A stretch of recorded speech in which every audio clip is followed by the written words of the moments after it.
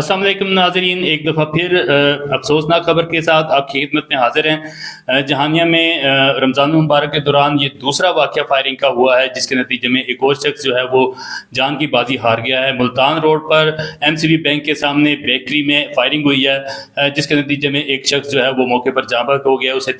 उसकी dead body को जो है वो तहसील हेडक्वार्टर अस्पताल जहानिया मुंतकिल किया गया है। DSP अमदाद बलोच समेत SHO और पुलिस की भारी नफरी जो है वो अस्पताल पहुंच चुकी है और CCTV कैमरे चेक किए जा रहे हैं और शवाहिद इकट्ठे किए जा रहे हैं और तमाम जो तफसीलात हैं वो जमा की जा रही हैं, जबकि डेड बॉडी को जो है वो पोस्टमार्टम के लिए तहसील हेडक्वार्टर अस्पताल मुंतकिल किया गया है। जो मकतूल है उसका नाम बताया जा रहा है कि मोहम्मद यूसुफ वल्द मोहम्मद असलम था, जो बेकरी में जो है वो काम करता था।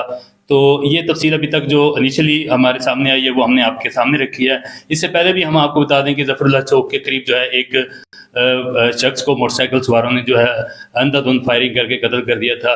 ये रमज़ान मुबारक में दूसरा वाक़या है कत्ल की वारदात का और पुलिस इसकी तफ्तीश में मसरूफ़ है। जैसे ही कुछ तफसीलात मज़ीद आएंगी हम आपके सामने रखेंगे। अब तक के लिए इतना ही, मिलते हैं अगली वीडियो में। अल्लाह हाफ़िज़।